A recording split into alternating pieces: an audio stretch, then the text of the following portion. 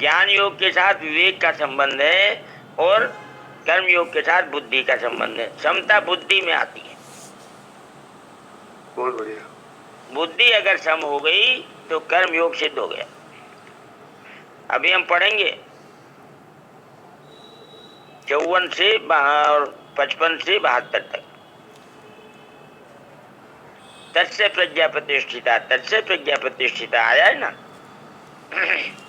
प्रज्ञा बुद्धि को ही कहते हैं। जिसकी बुद्धि प्रतिष्ठित हो गई वो कर्म योग का सिद्ध है। परिणाम ये तो फिर ये करण सापेक्ष हो गया ना, या करण सापेक्ष तो है, तीनों करण सापेक्ष हैं। कर्मयोग, ज्ञान योग और भक्ति योग, ये तीनों ही करण सापेक्ष नहीं है, करण निरपेक्ष हैं। करण सापेक्ष कैसे हो गया बताओ?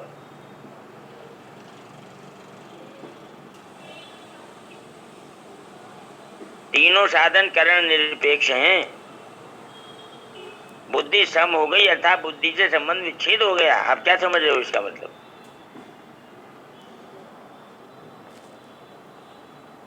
विषम बुद्धि होती है जब तक, तब तक करण सापेक्ष है।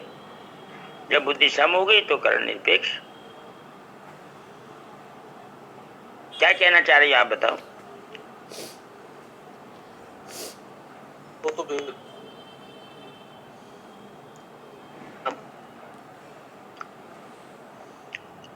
पारिक जी आपका म्यूट हो गया। आचार्य जी पूछ रहे हो, बताइए। चलो छोड़ो।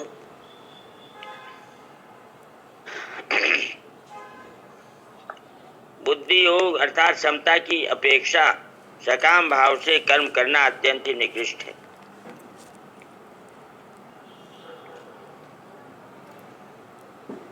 कारण कि कर्म भी उत्पन्न और नष्ट होते हैं तथा उन कर्मों की फल का भी संयोग और वियोग होता है।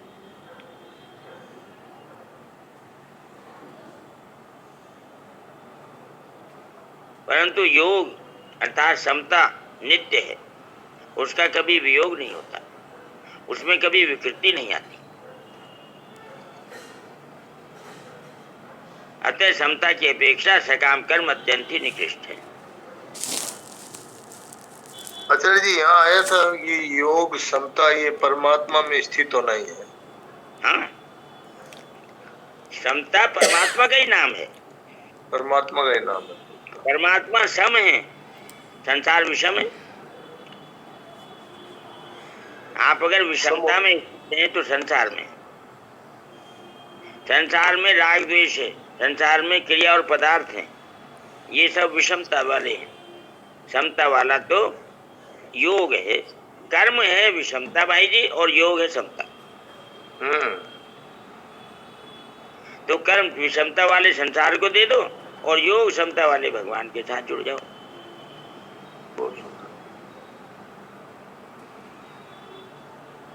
समता नित्य है, उसका कभी वियोग नहीं होता, उसमें कभी विकृति नहीं आती। अतः समता की अपेक्षा सकाम कर्म अत्यंत ही निकृष्ट हैं। उसमें विकृति कैसी आएगी? वो तो परमात्मा का ही स्वरूप है समता। विकृति से मतलब क्या समझते हैं आप, ये बताओ? विकृति से मतलब जो प्रकृति से संबंध नहीं है, वो विकार ठीक है। बदलाव, विकार प्रकृति में ही है। हाँ, विकार का मतलब बदलाव है, उसमें बदलाव होता है। समता में बदलाव नहीं होता। एक बार समता आ गई, हमेशा के लिए आ गई।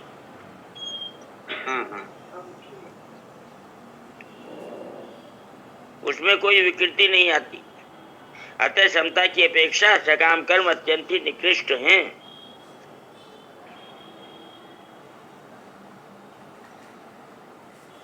अब समता क्या है? समता निष्कामता है। सकामता के मुकाबले निष्कामता अत्यंत श्रेष्ठ है।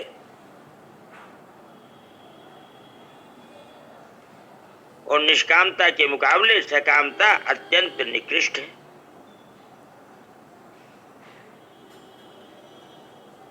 संपूर्ण कर्मों में समता ही श्रेष्ठ है।